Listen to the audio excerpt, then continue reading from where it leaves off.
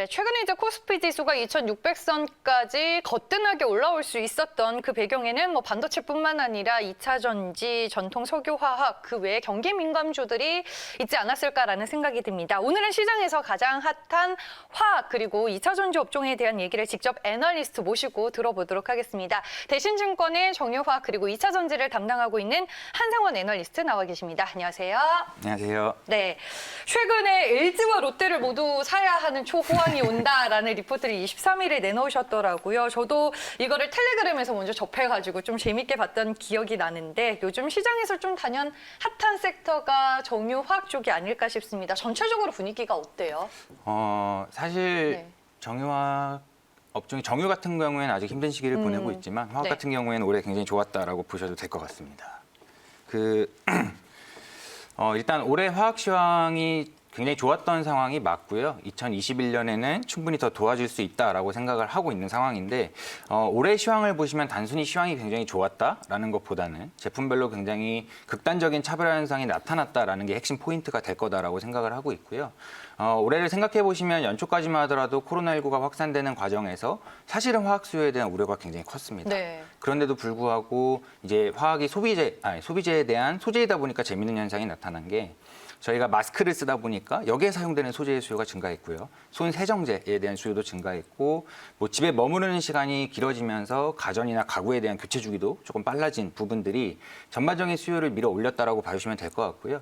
반대급부로 자동차나 타이어 쪽이라든가 아니면 의류 소비에 관련된 화섬 체인 쪽은 여전히 좀 시황이 부진한 상황이기 때문에 네. 이런 극단적인 차별 현상이 나타난 상황인데 내년 같은 경우에는 경기가 회복되는 과정이다라고 하더라도 저희가 당장 마스크를 벗을 것 같지는 않고요. 네. 손 세정제도 여전히 쓸 거다라고 보면 올해 시황을 좋게 만들었던 제품들의 수요는 여전할 텐데 그동안 안 좋았던 제품군들의 수요가 올라오면서 굉장히 좋은 시황이 나타날 거다라고 생각을 하고 있습니다. 그럼 내년까지는 화학 업종은 좀 좋게 보고 계시는 건가요? 네, 올해보다 더 강하게 보고 있다라고 내년이 더 좋아질 네. 것이다. 그래서 초호황이 온다라고 표현을 해주신 것 같고 이제 뭐 대표되는 종목들 하나씩 보겠습니다. 롯데케미칼 11월 16일에 리포트 나왔더라고요. 역시나 뭐 화학 시황이 돌아설 때는 대표적으로 봐야 하는 종목이 롯데케미칼인가요?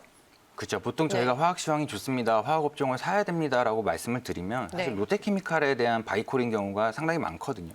근데 올해는 조금 말씀드렸던 내용이 제가 차별화였기 때문에 롯데케미칼은 상대적으로 소외주였다고 보셔야 맞을 것 같아요. 그 이유들을 네. 생각을 해보면 일단 대상 공장이 화재 사고 이후에 가동이 안 됐고요. 그다음에 야심차게 가동을 시작한 미국 ECC 프로젝트 같은 경우에는 오히려 유가가 급락하면서 수익성이 좀 악화되면서 올해 좀 적자를 기록했던 부분이 있었고 아까 제가 화섬 체인 쪽, 즉 의류 소비에 민감된 쪽도 안 좋았다라고 말씀을 드렸는데 그런 부분들이 롯데케미칼 기준으로는 아로마틱스 사업부의 실적을 굉장히 부진하게 만들었고 뭐 그 외에 뭐 첨단 소재 같은 경우에도 동종사들의 실적은 굉장히 좋았지만 선진국 쪽 비중이 높다 보니까 선진국 락다운 영향 때문에 상대적으로는 좀 부진했던 요인들이 있었는데 내년에 주목할 종목은 여전히 롯데케미칼이다라고 생각을 하고 있고요. 네. 올해 좋아진 제품보다는 올해 안 좋았던 제품들이 좋아질 가능성이 더 크다라고 보고 있기 때문에 저는 롯데케미칼을 말씀드린다라고 봐주시면 될 것 같고 주목할 포인트는 여전히 아직까지도 부진한 화섬 체인이죠. 화섬 체인이 좋아지면 롯데케미칼의 미국 공장이라든가 아니면 아로마틱스 사업부가 좋아질 수 있기 때문에 올해 대비 내년에 실적이 가장 강하게 좋아질 수 있는 종목은 뭐 화학업종에서는 단연 롯데케미칼이다라고 봐주시면 될 것 같습니다. 네, 실적 개선의 여지가 또 충분하다라고 설명을 해주셨고 제가 FM 가이드 들어가서 보니까 11월 16일에 유독 리포트가 좀 많이 나왔던데 같은 날 효성 TNC도 이제 발간을 하셨더라고요. 이 종목에 대한 투자 포인트와 모멘텀은 좀 어떤 관점이에요? 제가 지금 지속적으로 화섬 체인 쪽 말씀을 드리고 있는데 네. 사실 효성 TNC는 그 화섬 제품군을 만드는 회사다라고 봐주시면 될 것 같고요. 그러다 보니까 이제 주력 제품을 저희가 스판덱스라고 봐주시면 되는데 이 스판덱스라는 거는 뭐 생성사의 개념으로 이해를 해주시면 될 것 같고 상대적으로 다른 화섬 체인 대비해서 스판덱스는 그래도 좋았습니다. 저희가 마스크에 들어가는 수요도 있었고요. 네. 아니면 의류 소비 쪽에서도 요가복이나 운동복 쪽 수요가 아무래도 스판덱스가 많이 들어가기 때문에 괜찮았는데 뭐 그럼에도 불구하고 일반 이제 의류 소비에 한 80% 사용되는 제품이다 보니까 전체적으로 수요는 뭐 안 좋았던 상황인 게 맞다라고 봐주시면 될 것 같은데 이게 최근 들어서 중국에서 이제 의류 소비 개선이 나타나면서 굉장히 시황이 타이트해지고 가격이 급등하는 현상이 지금 이미 나타나고 있거든요. 그래서 스판덱스가 먼저 시작을 했고 그 이후에 나머지 화섬체인 제품군들도 충분히 좋아질 수 있는 상황이 온다라고 보고 있는 포인트로 봐주시면 될 것 같습니다. 알겠습니다.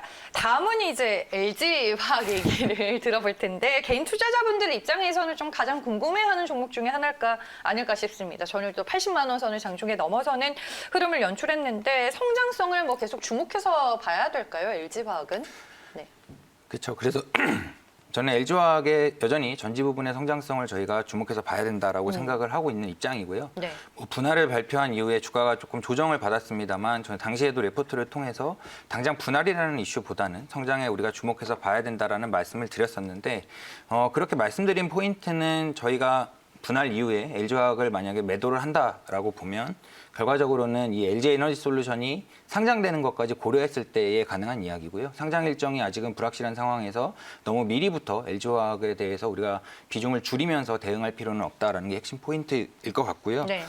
우려 요인들 뭐 충분히 있는 거 이해합니다. 테슬라가 공격적으로 내재화하겠다라는 배터리를 직접 만들겠다는 이야기를 했지만 지금 테슬라가 매년 한 50% 정도 전기차 생산 능력을 늘려가고 있는데 그렇다라고 하더라도 글로벌 전기차 시장에서 테슬라가 차지하는 비중은 한 30% 정도일 거기 때문에 나머지 70%가 시장 전체가 커지는 과정에서 충분한 기회 요인으로 작용할 수 있다라고 보고 있고요.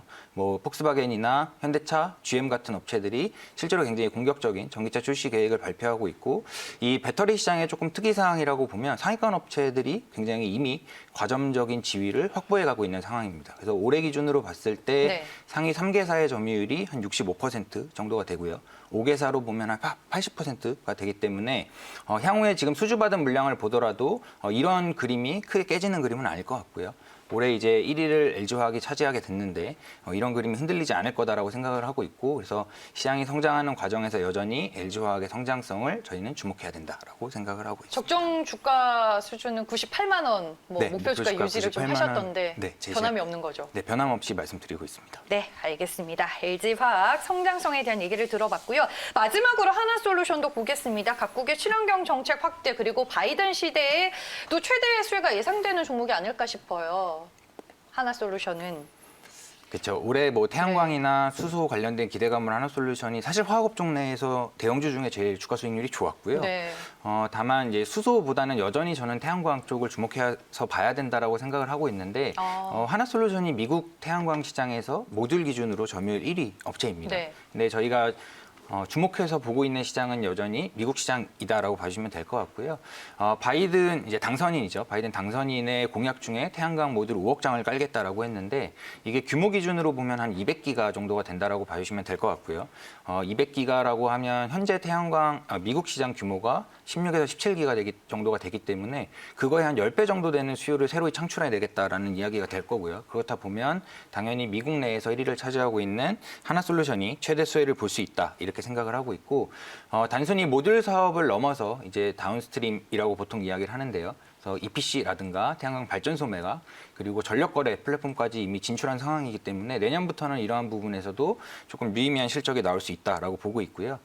질문 주신 수소 경제라는 것도 결과적으로는 신재생이랑 떨어져 있는 개념이 아니거든요. 그래서 신재생 에너지를 통한 전기 생산량이 늘어날수록 이를 수소화해가는 즉 그린 수소의 생산이라고 보통 저희가 이야기를 하는데 그런 개념에서 보신다라고 하면 하나솔루션의 태양광 사업부 쪽에서 실적의 성장이 충분히 나올 수 있는 상황이고 여전히 굉장히 좋게 보고 있는 종목이다라고 이해를 해주시면 될 것 같습니다. 네, 알겠습니다. 하나솔루션 향후 수소 경제 성장에 따른 역할 강화를 기대해 볼 수 있는 요인이 있다라고 리포트에도 이제 써주셨는데 오늘 출연을 통해서 다시 한번 가지고 있는 여러 가지 포인트들 말씀을 해주셨습니다. 오늘 뭐 많은 분들이 궁금해하는 또 섹터였다 보니까 다음에 한 번 더 출연 부탁드릴게요. 가능하죠?